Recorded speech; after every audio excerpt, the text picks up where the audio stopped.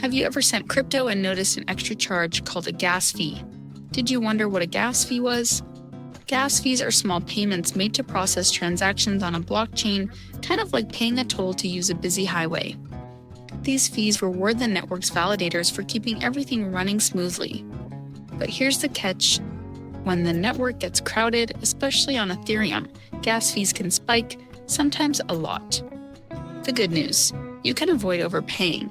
Try sending transactions during off-peak hours when traffic is lower. Or consider using other blockchains like Polygon or Solana, which are designed to offer lower fees and faster speeds. And before you hit send, always check the current gas price. Many wallets and websites offer real-time gas trackers. A quick look could save you some serious money. Understanding how gas fees work helps you make smarter, more efficient moves in the crypto space.